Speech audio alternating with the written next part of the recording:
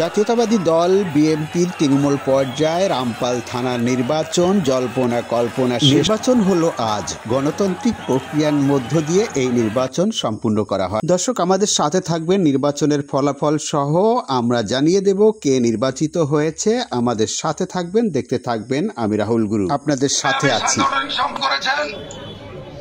নির্বাচিত হয়েছেন, প্রথম নির্বাচিত হয়েছেন মোহাম্মদ আলামিন হাওলাদার,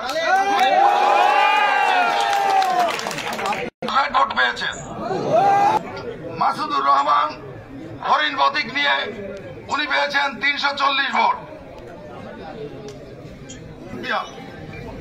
পদপ্রার্থীর ফলাফল ঘোষণা করছি। সাধারণ সম্পাদক পদে 2 জন নির্বাচী, জাহিদুল ইসলাম আনারস প্রতীক নিয়ে উনি 332 ভোট পেয়েছেন। সাইকেল প্রতীক নিয়ে নির্বাচন করেছেন শেখ আলতাফ হোসেন বাবু, উনি 370 ভোট পেয়ে নির্বাচিত হয়েছেন। 2 জন প্রার্থী নির্বাচন করেছেন। প্রথম মোস্তফা কামাল পাটোয়ারি, উনি চেয়ার প্রতীক নিয়ে পেয়েছেন 304 ভোট।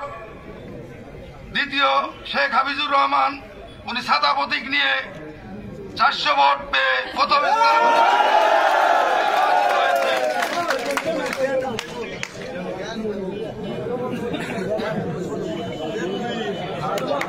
সাংগঠনিক সম্পাদক তৃতীয় অবস্থানে আছেন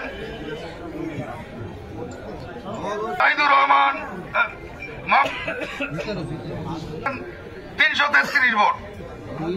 জাহিদুর রহমান 333 ভোট পেয়ে সভাপতি নির্বাচিত হয়েছেন তুহিন গ্রুপের সবাই নির্বাচিত হয়েছেন। প্রথমে সভাপতি নির্বাচিত হয়েছেন, এই হচ্ছে সাধারণ সম্পাদক, তারপরে সাংগঠনিক সম্পাদক এবং তারপরে যিনি হয়েছেন সাংগঠনিক সম্পাদক। যারা নির্বাচিত হয়েছেন তাদের ছবি আপনারা দেখলেন। এখন আপনারা শুনবেন যিনি সভাপতি হয়েছেন সভাপতির বক্তব্য। আজকে আপনারা নেতৃত্ব নির্বাচন করবেন। রামপাল মোংলা ছিল, আমরা ঐক্যবদ্ধ যদি থাকতে পারি, রামপাল মোংলাকে বাদ করা যাবে না, যাবে না, যাবে না। রামপালের মাটি,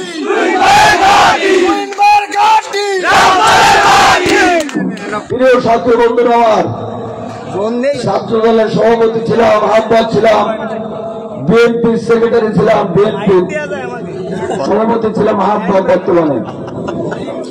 আমি আপনাদেরকে কথা দিচ্ছি, রামপালের মাটি মানুষের সাথে আমার একটা সম্পর্ক রয়েছে।